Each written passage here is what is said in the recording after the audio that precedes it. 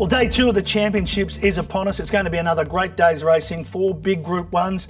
One of them is the Australian Oaks. More about that in a minute. But Will Freedman from the partnership of Will and his father, Richard, has been good enough to join us. Will, thanks for your time. I know it's a very busy time up there in Sydney. It's around 12 months since things kicked off with your father. Has it been what you expected, or some things surprised you, or how's it sort of worked out? I think the results have certainly been a touch surprising in terms of we probably thought it was going to be a bit lean for the first 12 months, and we've been pleasantly surprised that we've had a couple of horses that have probably improved quite sharply, Pavitra being one of them. But emotionally, it's been quite draining. It's an interesting relationship that you have with your father, where you have the utmost respect for him, but you also have no filter. So it's a strange mix. It's like respectful insulting at times. And we know Richard very well from his media work, and we've seen that sometimes with him there. Is it one of those relationships that is now continually evolving, or have you settled into some sort of pattern that you've got some skills and he's got some skills? Yeah, absolutely. It's a great mix between experience and innovation. I'd like to think that I'm pretty forward thinking, and while Richard is still fairly progressive, he probably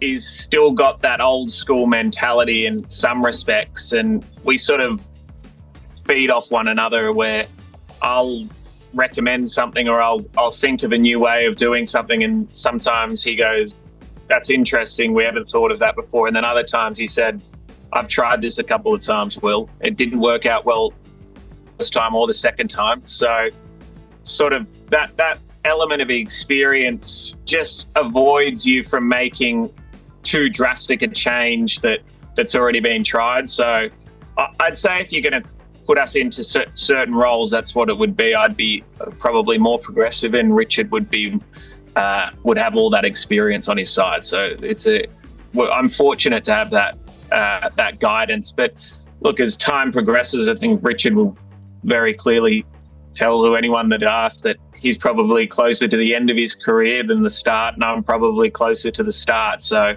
there'll be a natural succession. But at the moment, we're both very much involved, while Richard probably gets to make the final call at times, just because he's got that experience on his side.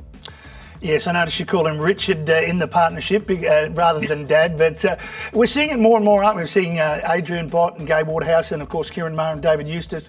There's a blend of experience and youth there, isn't there?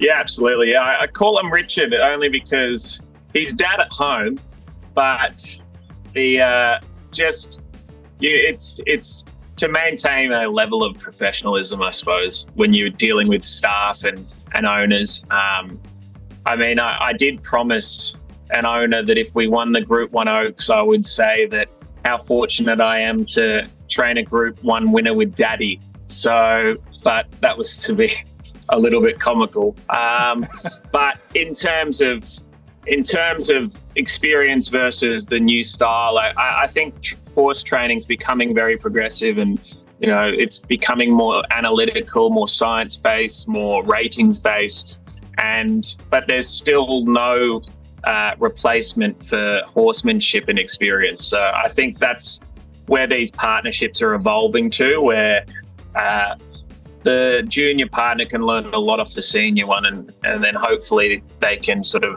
take the business into the next stage of development. Okay, let's get down to the Oaks and Pavitra. Very good in the Vinery stud, ran well, but she did run into a better one on the day, and what looks like a very good filly. Let's talk about the track first up. What are you expecting Randwick to be on Saturday? Because stats-wise, you talked about that. She looks okay on soft, but maybe not so good on a quagmire. No, I think she'll come back to the pack a little bit if it's too heavy. It's a heavy 9 this morning. They got 10 mils over the last 24 hours, which was probably a little unexpected. But the weather pattern has been really strange the last 2 weeks, where they've been forecasting rain and then it hasn't come.